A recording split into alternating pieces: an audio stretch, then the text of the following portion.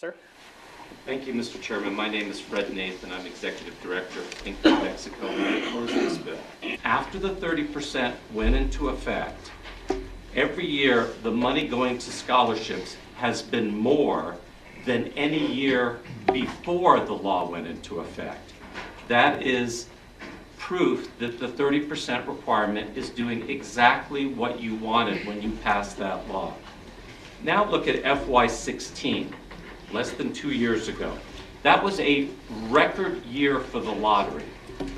This contradicts the narrative that the lottery is telling you, that at the center of all their problems is the 30% requirement. But the 30% requirement was in effect in 2016 when it produced record revenues and record dollars to scholarships. The 30% requirement is not the problem. I get the impression that from what Mr. Nathan said, that it is showing increases in the amount of net revenue for education. So if it's showing net revenue increases each year, even to the tune of 46 million in 2016, that maybe if something's not broken, why fix it?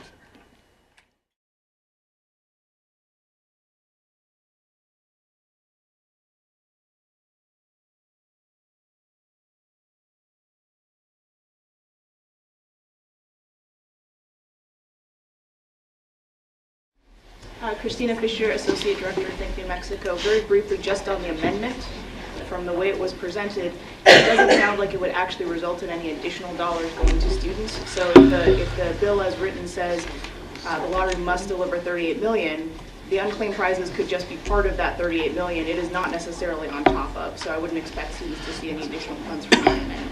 Thank you.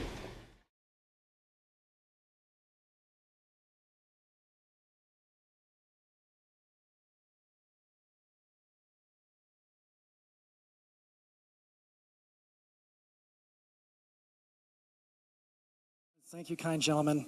So I guess I just want to first highlight the unusual path that this bill took to reach us on the floor. When it was first introduced, it was strongly opposed by students who understandably did not want to see this 30% guarantee, which has delivered an average of $42 million to the scholarship fund, disappear or go away for just a guarantee of $38 million. So really to help appease the students and to remove that opposition, the lottery put on an amendment in House Education that transferred the unclaimed prize money into the scholarship fund. However, that amendment did not specify that the unclaimed prizes are in addition to the $38 million. So really they didn't get anything. That $38 million was in, the unclaimed prize money was a part of that $38 million.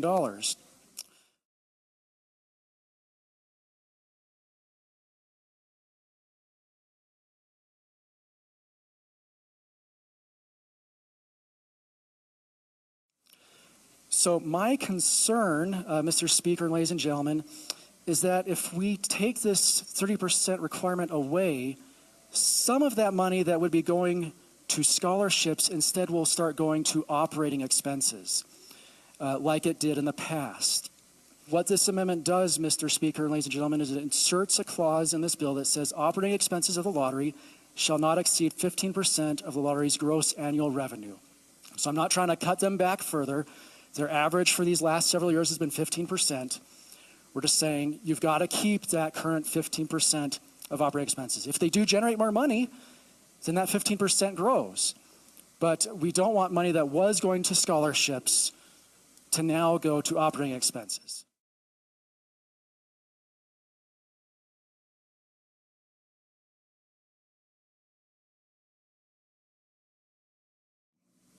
The last point I want to make is what the gentlelady was just referring to.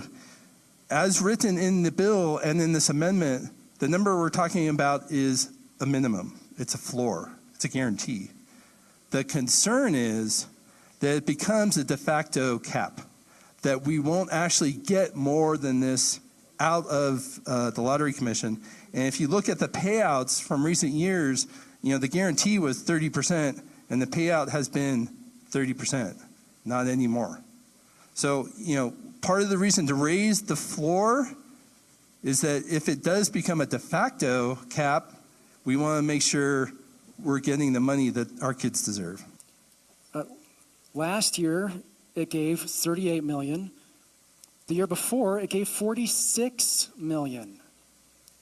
So again, we're asking for essentially a little bit less than the average amount over the last 10 years with this amendment. And in 2015, when we saw this bill, the lottery came to us asking for a floor of 41 million. If you'd been getting more than 40 million every year and someone came to you and said, well, we're going to guarantee you 38, I mean, how do you think you would feel if you were a student? And really, if this works, what this means is the students that are in college right now and in the next several years are going to have less, with the hope that students after them are going to have more.